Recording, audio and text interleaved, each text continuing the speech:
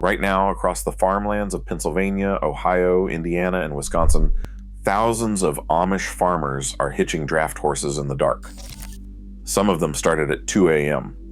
There are no headlights, no diesel engines rumbling to life, no GPS screens glowing on the dashboard. Just the sound of harness hardware clinking against leather, hooves on packed earth, and the creak of wooden wagon wheels rolling toward the wheat fields. These farmers are part of a community of over 411,000 people spread across 32 states. Their farms average 40 to 80 acres, a fraction of the national average of 445 acres. The total labor requirement for a typical 50-acre Amish crop rotation comes out to 920 hours per year. That's 23 work weeks to plant, tend, and harvest wheat, corn, oats, hay, soybeans, and barley, all without a single electric motor touching the field. But here's what most people miss. This is not primitive farming. This is engineered farming, adapted, refined, and innovated over generations. And the way they harvest a field, from cutting to threshing to storage, might be more sophisticated than you would ever expect. How do you harvest an entire wheat field when your most powerful machine runs on hay and water? It starts with the horses. Belgian draft horses, percherons, and in some communities, mule teams. A working Belgian weighs around 1,500 to 2,000 pounds and can pull roughly 150 pounds of horizontal force all day long. A standard horse working day is 6 hours. 3 hours in the morning, a noon break to rest and water, then 3 more hours in the afternoon. Farmers with larger operations keep multiple teams and rotate them throughout the day so no horse gets overworked. In July, when wheat harvest peaks, some crews start binding at 2 in the morning. There is a reason for that beyond the heat. At that hour, dew clings to the wheat heads and keeps the grain from shattering out of the hull. The cool air is easier on the horses too. Now picture this. It is just before dawn and a farmer is standing on a forecart, a 2-wheeled platform hitched between a team of 6 Belgians and the implement behind him. Dust rises behind the horses. The binder rattles and clicks as it moves through the standing grain. In front of him, nothing but wheat stretching to the tree line. Behind him, neat bundles are dropping onto the stubble every few seconds, tied automatically by a mechanical knotter that was invented in the 1870s and still works exactly the same way. This is where it gets interesting. Most people assume the Amish are using antique equipment held together with baling wire. The reality is the opposite. Amish machine shops across the country are building brand new horse-drawn equipment from modern materials. Pioneer Equipment in Dalton, Ohio, is the largest manufacturer of horse-drawn farm equipment in the world. They produce everything from plows and hay rakes to heavy-duty forecarts and PTO carts that use small gas engines to power hydraulics and mechanical components. All of it designed to be pulled by horses. Every year since 1994, an event called Horse Progress Days brings together thousands of Amish and Mennonite farmers for field demonstrations of the latest horse-powered machinery. The event rotates through communities in Pennsylvania, Ohio, Indiana, Michigan, and Illinois, and recent editions have drawn crowds of 20,000 to 30,000 people. In 2024, a farmer named Jonas Stoltzfus debuted something that had not been seen in more than 60 years. A brand new horse-drawn combine harvester pulled by a team of 8 matched mules. It was the first new horse-drawn combine built in more than half a century, and it represented an answer to a growing problem. More and more Amish farmers had been hiring non-Amish operators with modern self-propelled combines to harvest their grain, paying around $8 an acre. Stoltzfus's machine, priced at around $30,000, offered a different path. 2 or 3 farmers could share one and do their neighbors' fields together. Compare that to a modern John Deere S-Series combine. Those machines start at over $500,000 and can run past $900,000 fully equipped. They weigh upwards of 30,000 to 40,000 pounds and can strip more than 100 acres in a single day. A team of draft horses and a binder covers maybe 10 to 15 acres. But the horses do not compact the soil the way a 40,000-pound machine does. Heavy equipment crushes the air pockets between soil particles, reducing water absorption and root growth. Studies have found that severely compacted soils can lose up to 50% of crop yield over time. Amish fields, worked by horses for generations, consistently show higher organic matter and healthier soil structure than neighboring conventional farms.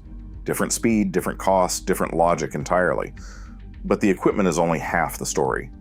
The real question is, how does all of this actually come together on harvest day?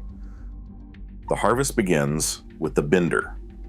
It is one of the most ingeniously designed pieces of horse-drawn equipment ever built, and watching one work is like watching a clock made of canvas, steel, and twine. Here's how it operates. A sickle bar on the left side of the machine cuts the standing wheat at the base.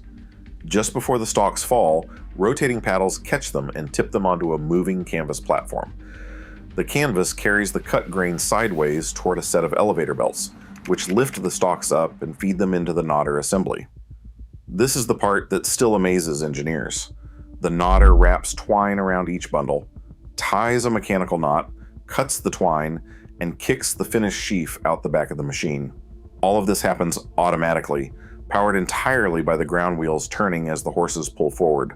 No motor, no electricity, just gears, cams, and momentum.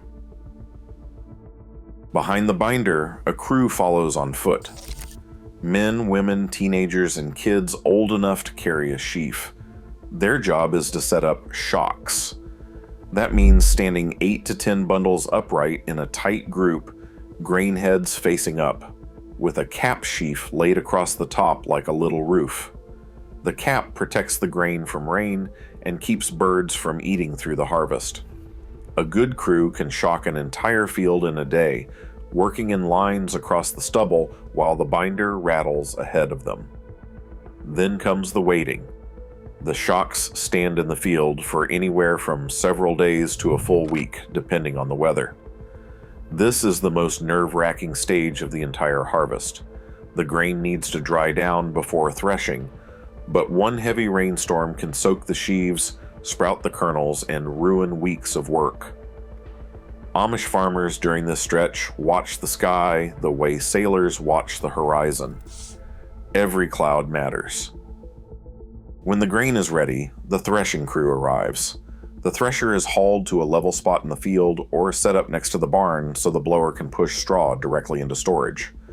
A gas engine on a cart connects to the thresher by a long belt and spins the internal cylinder up to speed. Wagons loaded with shocked grain line up. Workers pitch the sheaves into the feeder.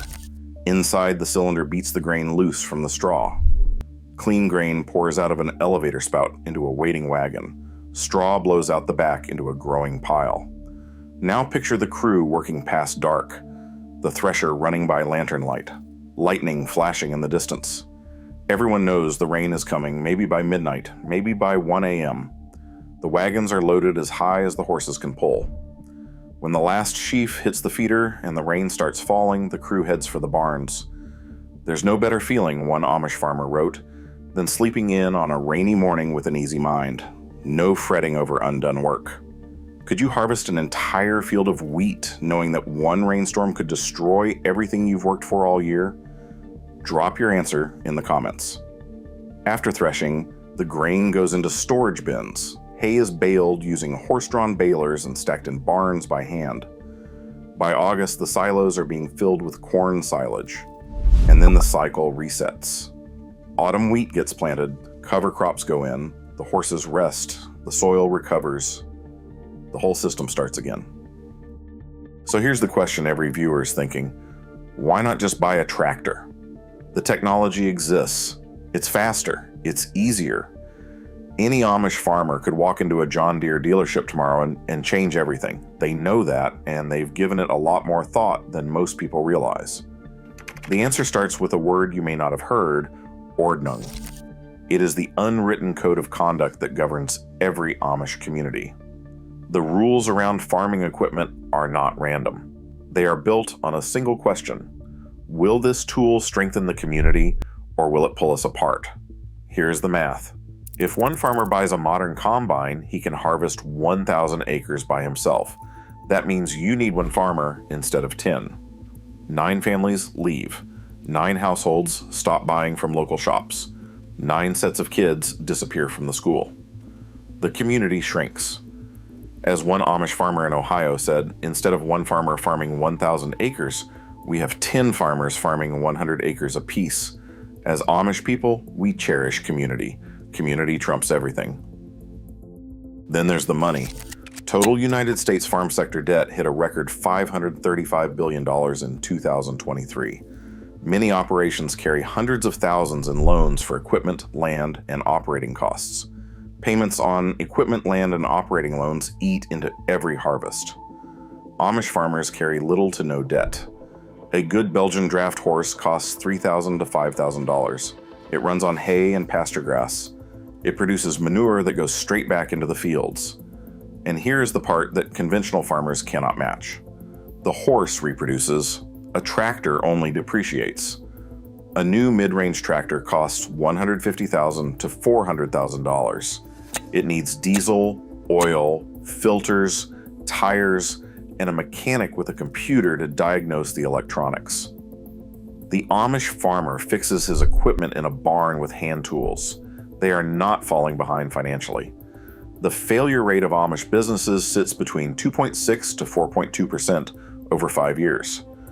The national average for American businesses is close to 50%. No email, no websites, no supply chain software. That results in a 95% survival rate. Before we go any further, take a second to hit that like button and subscribe to this channel. Most of you watching right now are not subscribed, and it takes half a second. It helps us make more content like this. Thank you. So why should any of this matter to you? Because while American agriculture keeps consolidating into fewer and bigger operations, this community is growing in the opposite direction. More farms, more families, more people on the land. In the year 2000, there were roughly 178,000 Amish in North America. Today, there are over 411,000. 9 new settlements were established in the past year alone. They have spread into 32 states, and projections put them near 912,000 by 2050. About 43% of Organic Valley's farmers are plain community members, Amish and Mennonite. Their milk, eggs, and produce sit on grocery store shelves across the country. This isn't a museum exhibit. It's a functioning, expanding agricultural system producing food that millions of Americans eat every week. The average American farm has grown by over 100 acres in the past 2 decades while shedding workers. The Amish model does the opposite. Smaller fields, more hands, tighter communities, healthier soil. Those 920 hours of labor per year on a 50-acre rotation aren't a burden. They're the price of keeping 10 families on the land instead of 1. The men and women hitching draft horses at 2 a.m. in the dark, racing the thresher against a midnight storm, shocking wheat under the July sun, they're not stuck in the past. They're farming with a kind of discipline and intention that most modern operations abandoned 2 generations ago. And every year, their numbers grow. What if progress isn't always about getting bigger and faster? What if sometimes it's about knowing when to stop? Let us know what you think in the comments. That's the reality of the Amish harvest. No electricity, no modern machines, no shortcuts, just over 411,000 people, thousands of horses, and a way of farming that refuses to disappear. If this video changed the way you think about what farming can look like, hit that like button and subscribe for more deep dives like this one. Thanks for watching.